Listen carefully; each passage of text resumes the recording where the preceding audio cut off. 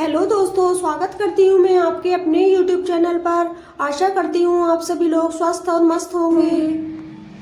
प्रिय भक्तों, वाल्मीकि रामायण के अनुसार त्रेता युग में भगवान श्री राम ने ताड़ वृक्ष के पीछे छिपकर इंद्रपुत्र बाली का अंत किया था। जब बाली ने भगवान श्री राम से बिना कारण अपने अंत का कारण पूछा तो भगवान श्री राम बाली को यह आश्वासन देते हैं कि द्वापर युग में जब वो मानव रूप में अवतार लेंगे तब वो यानी बाली एक बहेलिये के रूप में जन्म लेकर उनकी मृत्यु का कारण बनेगा।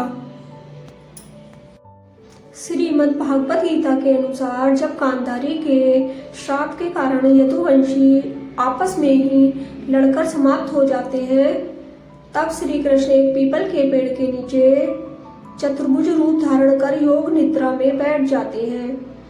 तभी वहां से जरा नाम का एक बहेलिया गुजर रहा होता है, जो भगवान के लाल चमकते तलवे को हिरण का मुख समझकर एक बाण चला देता है। जरा को जब यह पता चलता है कि वो कोई और नहीं बल्कि भगवान कृष्ण है, तो उसे अपने किए पर बहुत दुख होता है। जरा कहता है, हे प्रभु, मुझसे अज्ञानता में बहुत बड़ा अपराध हो गया, अतः मुझे इस अपराध के लिए मृत्यु दंड दें। कृष्ण कहते हैं, जरा तुमने कोई अपराध नहीं किया है। यद्यपि इस नियति की पटकथा को तो त्रेता युग में पहले ही लिख दी गई थी, जो आज तुम्हारे हाथों द्वारा पूर्ण हुई है, क्योंकि पूर्व जन्म में तुम वानर राज बाली थे और मैंने तुम्हारा अंत ताड़ वृक्ष के पीछे छिपकर किया था, जो कि युद्ध भूमि के नियम के सर्वथा विपरीत था। अतः तुम इस अपराध बोध से मुक्त हो जाओ। जरा बहेलिया दुखी मन से घायल भगवान श्री कृष्ण को छोड़कर चला जाता है और कुछ समय बाद श्री कृष्ण मानव रूपी नश्वर देह का त्याग कर परमानंद के साथ स्वधाम के लिए प्रस्थान करते हैं। जब यह बात पांडवों को ज्ञात हुई तो वह सभी द्वारका आकर भगवान श्री कृष्ण की देह का अंतिम संस्कार करते हैं। उस अग्नि में शरीर तो जल जाता है, परंतु भगवान श्री कृष्ण का हृदय नहीं जल पाता है। ये देखकर पांडव भगवान श्री कृष्ण के हृदय को एक लट्ठे पर बांधकर समुद्र में प्रवाहित कर देते हैं, जो बहते हुए पुरी के समुद्र तट पर जा पहुंचता है। उस समय मालवा राज्य में इंद्रद्युम्न नाम का एक राजा हुआ करता था, जिसकी राजधानी अवंतीपुर थी। जो स्वयं भगवान विष्णु के परम भक्त थे, वह सदैव ही भगवान विष्णु के दर्शन की इच्छा रखते थे। एक रात श्री हरि विष्णु राजा इंद्रद्युम्न के स्वप्न में आकर दर्शन देते हैं कि हे राजन, तुम पुरी के समुद्र तट पर जाओ, तुम्हें वहां एक लकड़ी का तैरता हुआ लट्ठा मिलेगा, उसे लाकर तुम भव्य मूर्ति का निर्माण करना। राजा इंद्रद्युम्न ने भगवान विष्णु के स्वप्न आदेश को मानकर पुरी के समुद्र तट पर पहुंच जाते हैं, जहां उन्हें लकड़ी का एक भारी लट्ठा तैरता हुआ दिखाई देता है, जिसके साथ उन्हें एक कपड़े से बंधा हुआ हृदय भी मिलता है। राजा इंद्र के सेवक उस लट्ठे को उठाकर राजधानी ले आते हैं, जिसके बाद राजा अपने राज्य के सभी कुशल कारीगरों को बुलाकर भगवान विष्णु यानी नीलमाधव की मूर्ति बनाने का आदेश देते हैं, परंतु कोई भी कारीगर उस लकड़ी से मूर्ति नहीं बना पाता है। हे राजन, ये लकड़ी इतनी मजबूत है कि इस पर हमारे किसी भी हथौड़े और छेनी का कोई असर ही नहीं होता है। कारीगर कहते हैं, अतः हे राजन, हमें क्षमा करें। जब अवंतीपुर राज्य के सभी कारीगर उस लट्ठे से कोई मूर्ति नहीं बना पाते हैं, तब भगवान विष्णु पुनः राजा इंद्र के स्वप्न में आकर उन्हें दर्शन देते हैं। भगवान विष्णु पुनः कहते हैं कि हे राजन, सभी देवताओं के शिल्पकार भगवान विश्वकर्मा की आराधना कीजिए, वे इस कार्य में आपकी सहायता करेंगे।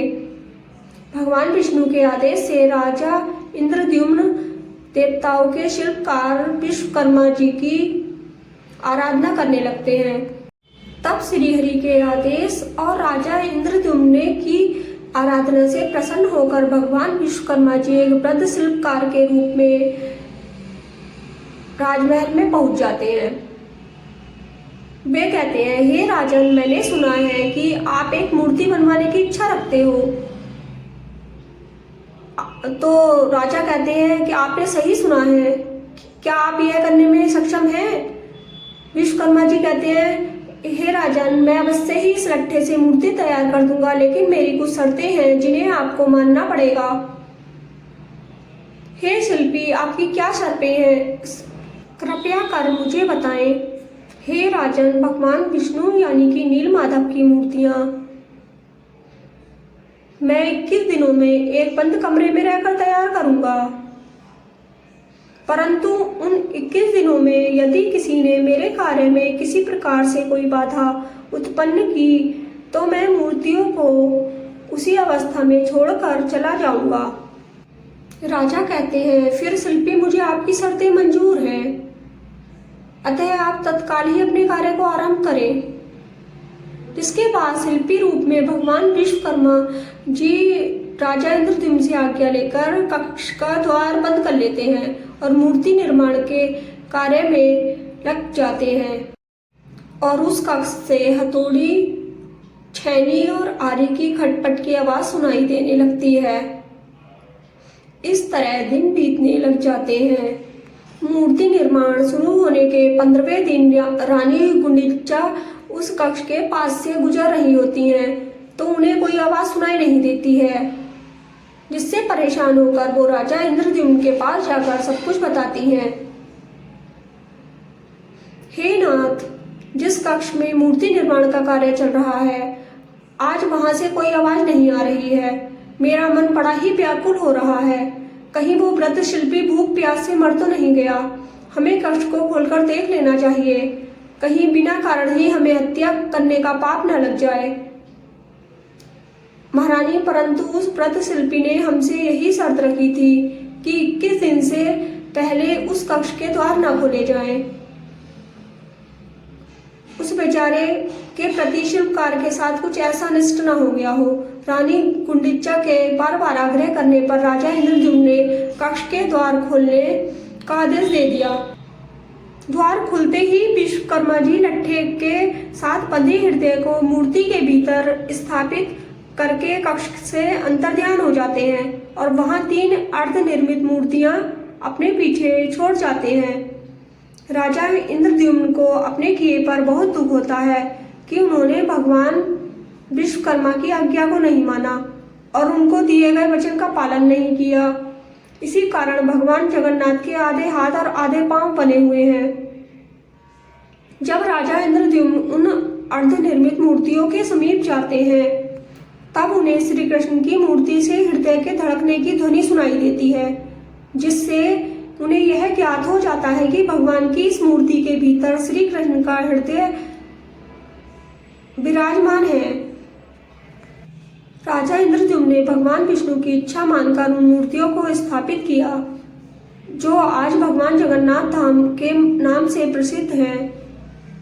प्रिय भक्तों, आपको बता दें कि आज भी जगन्नाथ मंदिर के गर्भगृह में भगवान जगन्नाथ, बलभद्र और सुभद्रा की मूर्तियां एक साथ स्थापित हैं, जो हर 12 वर्षों में बदली जाती हैं, जिसे नव कलेवर कहा जाता है। जब मंदिर की मूर्तियों को बदला जाता है, तब मूर्तियों में से ब्रह्मा पदार्थ को निकाल कर नई मूर्तियों में रख दिया जाता है।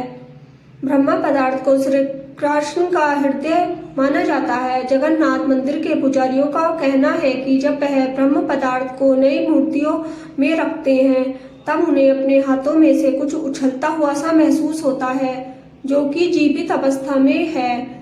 मान्यता यह भी है कि इस ब्रह्म पदार्थ को देखने वाले की मृत्यु हो जाएगी, इसलिए ब्रह्म पदार्थ को बदलते समय पुजारियों की आंखों पर कपड़ा बांध दिया जाता है और हाथों में दस्ताने पहना दिए जाते हैं। जब इन मूर्तियों को बदला जाता है तो उस समय पूरे शहर की बिजली बंद कर दी जाती है। प्रिय भक्तों, प्रतिवर्ष भगवान जगन्नाथ, बलभद्र और सुभद्रा की रथ यात्रा बड़ी धूमधाम से निकाली जाती है, जिसे देखने के लिए देश से ही नहीं अपितु दुनिया के कोने कोने से श्रद्धालुओं की भीड़ इकट्ठा होती है। दोस्तों अगर आपको यह वीडियो अच्छी लगी हो तो वीडियो को लाइक करें और अपने दोस्तों से शेयर भी जरूर